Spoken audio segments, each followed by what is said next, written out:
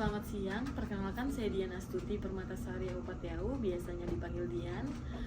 Pada siang hari ini saya sudah menghadirkan seorang narasumber, yaitu rekan kerja saya dari departemen lain untuk melakukan sebuah tugas perkuliahan, di mana tugas itu saya mendapat sebuah proyek membuat proposal dengan judul peningkatan akses air bersih dan sanitasi yang layak untuk masyarakat desa tertinggal. Tetapi karena saya sedang berada di tempat tugas, jadi saya mohon izin untuk menginterview rekan kerja saya yang kebetulan berasal dari sekitar kampung tempat kami bekerja. Bisa perkenalkan diri dulu sebelumnya, Bu? Baik, perkenalkan, nama saya Bernadetta Braweri. Saya biasa dipanggil Nini. Saya berasal dari Bintuni. Asal kampung saya Weriagar. Baik, jadi saya panggil apa nih? Ibu atau Panggil Nini aja. Oke, baik, biar lebih ini ya.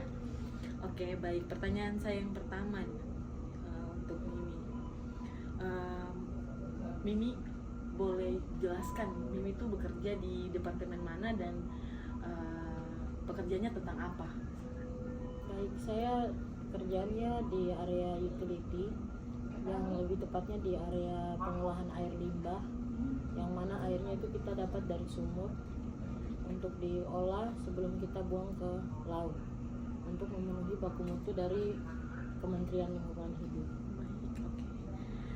Bisakah Mimi menjelaskan sedikit proses pengolahan air limbah yang Mimi maksud, misalkan mungkin limbah domestik atau limbah apa yang mungkin dihasilkan oleh perusahaan ini? Baik, untuk yang pengolahan air limbah kita punya dua plant atau pabrik. Yang pertama itu di wastewater atau pengolahan air limbah. Yang kedua itu untuk sanitary wastewater. Yang pertama saya bekerja di pengolahan air limbah. Untuk prosesnya itu jadi awalnya airnya ada dua proses, chemical treatment sama biological treatment. Yang mana untuk yang chemical treatment kita akan menggunakan beberapa chemical untuk melakukan treatment terhadap air limbah tersebut. Setelah itu akan dikirim ke pabrik yang selanjutnya, yaitu biological treatment. Di situ kita akan proses air limbahnya menggunakan biological atau yang kita biasa sebut bakteri. Dia akan menghilangkan sisa-sisa impurities yang terkandung di air, sehingga airnya akan diharapkan sudah bersih dan sudah bisa kita buang ke laut atau aman untuk lingkungan kita. Jadi bisa dipastikan pada saat sudah dibuang ke laut dia sudah memenuhi baku mutu dan tidak akan berdampak gitu ya. Diharapkan tidak berdampak kepada masyarakat sekitar ya. Ya, sangat diharapkan tidak berdampak kepada kita punya ikan-ikan di laut atau biota-biota yang di laut. Selanjutnya apa saja jenis-jenis limbah yang biasanya ditemukan dalam limbah domestik? Kalau untuk yang di pengolahan air limbah itu biasanya kita dapatkan ada beberapa kandungan impurities seperti kondensat. Kondensat itu contohnya seperti oil atau minyak yang masih terkandung di dalam air. Itu diharapkan sudah kita hilangkan. Kemudian kalau untuk yang sanitari itu biasanya kita limbah manusia kita olah lagi sebelum kita buang ke laut. Wah, sangat ini sekali ya, sangat bagus sekali ya, maksudnya kayak treatmentnya, apalagi kayak sanitari, mohon maaf, kayak hasil limbah dari manusia pun diolah gitu ya. Baik, untuk selanjutnya menurut Mimi sendiri, seberapa Mimi kan tadi bilang dari kampung Weriagar ya, dari kampung sekitar sini. Menurut Mimi sendiri, apakah masyarakat di sana mereka sudah menyadari kalau misalkan air bersih, sanitasi yang layak itu penting tidak buat kehidupan mereka sehari-hari, atau mungkin mereka menganggap ya sudah biasa saja kalau kita dapat air bersih atau tidak, misalkan, karena yang saya baca dan saya dengar dari teman-teman sekitar sini, mereka bilang air bersih itu sangat susah didapatkan. Menurut menurut Mimi sendiri bagaimana? Betul, kalau untuk kita di Kampung Weriagar terutama itu menurut saya tuh kampung yang sangat tertinggal ya. Cuman beberapa masyarakat itu mereka banyak pindah ke kota, jadi sudah bisa tahu lah perbedaan antara sanitasi, air bersih itu penting untuk mereka. Tetapi untuk masyarakat kita yang masih tinggal di area pedalaman atau dusun, itu mereka belum paham tentang air bersih itu penting, atau sanitasi itu dibuang saja begitu ke lingkungan itu berbahaya terhadap lingkungan, mereka belum begitu paham. Jadi dalam artian misalkan kayak ada kali atau ada sungai misalkan, Ya. terus mereka pakai air yang sama dan Betul. membuang limbah juga ke situ misalkan. Betul. Seperti itu? Iya, seperti itu. Baik. Terus menurut Mimi sendiri bagaimana? Mimi kan kerja nih di perusahaan. Iya.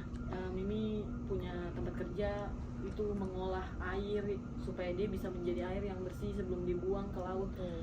Jadi kita tuh sebenarnya kita peduli akan masyarakat sekitar supaya tidak berdampak juga. Iya. Nah, menurut Mimi sendiri bagaimana Mimi bisa jadi katakanlah ambasador, misalkan Mimi pulang ke kampung, terus bagaimana supaya Mimi bisa meningkatkan kesadaran ke masyarakat atau terutama mungkin keluarga, bagaimana cara meningkatkan mereka punya kesadaran kalau oh ternyata air penting itu bersih sekali, sanitasi yang layak itu penting sekali. Menurut Mimi bagaimana caranya? Kalau caranya yang pertama paling saya akan pergi ke kampung, terus saya ketemu dengan kepala kampung atau kepala desa sekitar, Baik. dan saya akan menjelaskan bahwa saya ingin melakukan penyuluhan atau penjelasan terhadap masyarakat terhadap pentingnya sanitasi, terhadap pentingnya air bersih, agar mereka tidak sembarangan membuang sampah di kali atau sungai sekitar, atau sanitasi mereka akan langsung buang saja ke sungai sekitar. Lalu untuk dalam pekerjaan nih, misalkan saya tanyanya bagaimana Mimi tuh memastikan kalau kualitas air atau kualitas limbah yang sudah dibuang atau sebelum dibuang itu sudah memenuhi atau belum, itu berdasarkan apa? Apakah ada kriteria-kriteria tertentu dari perusahaan atau misalkan standar-standarnya seperti apa sebelum dibuang itu ada tidak? Ada, betul sekali ada. Kita punya ada peraturan dari pemerintah, Kementerian Lingkungan Hidup, itu mereka memberikan kita baku mutu air yang bisa kita buang, batasan yang bisa kita buang ke laut airnya itu. Yang pertama itu pH airnya harus netral antara 6 sampai 9. Terus untuk chemical oxygen demand-nya COD itu tidak lebih dari 100 ppm. Dan juga amoniak, kandungan amoniak di dalam air itu juga penting, jadi diharapkan tidak boleh lebih dari 5 ppm.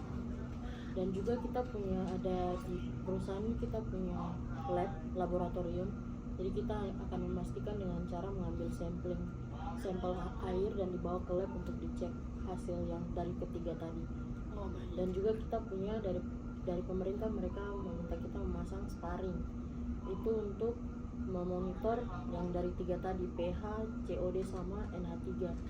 Oh, jadi sparring ini dipasang untuk dimonitor langsung. Betul. Gitu ya? Jadi nilai-nilai yang ada di dalam sparring itu apakah langsung bisa terbaca sama? Betul. Jadi mereka sudah memasangnya seperti jaringan gitu. Jadi setelah bacaan dari lokal langsung diterima dari kementerian langsung di Jakarta. Oh baik, sangat bagus sekali ya ternyata. Lalu pertanyaan berikutnya, apakah Mimi merasa ada tantangan tersendiri dalam melakukan pekerjaan ini, misalkan kayak mengolah limbah atau mengerjakan sesuatu yang berhubungan dengan air bersih atau sampling misalkan, apakah ada tantangan tertentu yang Mimi hadapi untuk menjalankan keseharian yang Mimi sedang lakukan?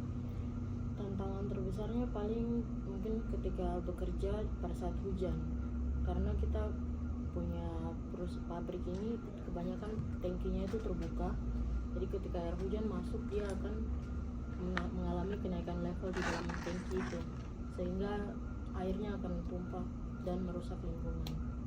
Jadi kita harus monitor terus. Oh, monitor. Jadi misalkan lagi hujan, Iya. terus apa nih yang harus Mimi lakukan supaya tidak sampai tumpah dan merusak lingkungan? Jadi ketika hujan kita harus memonitor aliran yang masuk sama aliran yang keluar itu dipastikan sama besarnya. Oke. Lalu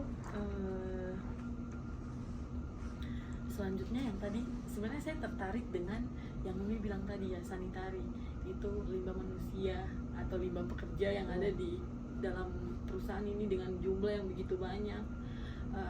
Itu diolah, habis itu airnya dibuang ke laut. Itu bisa dijelaskan bagaimana prosesnya, kenapa sampai bisa dibuang airnya, misalkan apa yang bisa bikin sampai air limbah manusia ini bisa langsung dibuang ke laut misalkan, atau dia bisa menjadi air bersih yang mungkin Mimi bilang kayak bisa dilihat, kita bisa lihat dengan mata, oh iya ya ternyata ini gitu loh.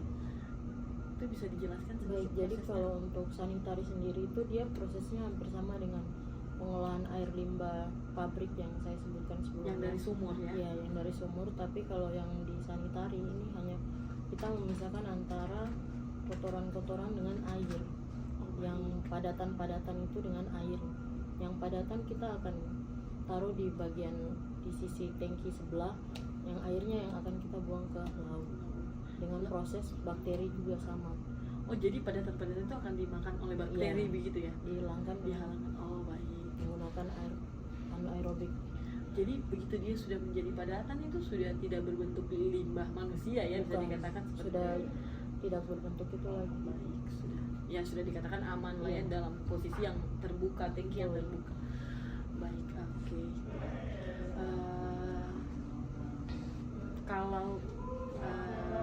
Kalau mau dijawab boleh, kalau tidak dijawab juga boleh. Menurut Mimi sendiri, apakah air bersih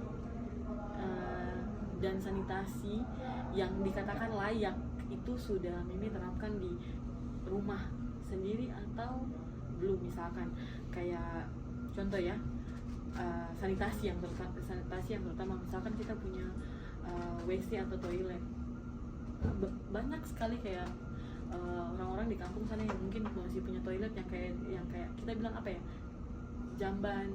Itu apakah sudah dibikin toilet yang layak kah atau belum layak kah? Menurut Mimi itu di dalam rumah Mimi sendiri misalkan itu sudah dikategorikan layak atau tidak menurut Mimi? Kalau menurut saya untuk rumah saya sendiri sudah layak, karena kita sudah menggunakan sapiting apa sih bilangnya? Ya, Sudah, oke, baik, kita sudah punya. sudah- Ada toilet, ya, ada ada sepitengnya, baik. Lalu kalau misalkan air bersih kan di sana susah. Iya. Kalau Mimi sendiri misalkan air bersih itu dikatakan tidak ada, apa yang Mimi akan lakukan atau apa solusinya kalau air bersih itu sampai sudah tidak ada? Iya, kalau untuk di rumah saya tuh kita sering menunggu hujan. Kalau tidak ada hujan ya kita harus terpaksa beli air. Beli air? Ya, beli air dari depot-depot air galon. Oh, Kita jual. jadi pakai air galon Iya, gitu ya? untuk pakai masak, minum. Baik. Oke, saya rasa cukup untuk interview kali ini. Terima kasih Ibu Mimi sudah mau menjadi bagian dari project saya ini dalam mensupportkan proposal saya ini. Senang sekali bisa berbagi, bisa diceritakan bagaimana proses-proses cara mengolah air sampai dibuang ke laut, cara mengolah limbah manusia yang mungkin kita pikir ya itu bagaimana bisa diolah gitu kan, yang kita tahu kan setahu kita kan kayak kita punya di rumah ada septic tank sudah selesai gitu kan, maksudnya dia akan selesai lah berakhir di situ, tapi kan ternyata di sini itu diolah. Jadi sebenarnya sangat baik sekali karena seperti itu kan kita bisa tetap menjaga supaya kita punya lingkungan, kita punya laut terutama tuh tidak tercemar gitu. Mungkin itu saja dari saya. Mohon maaf bila mungkin ada yang ada pertanyaan yang mungkin kurang berkenan atau menyinggung saudara Mimi. Saya mohon maaf. Baik, terima kasih. Terima kasih.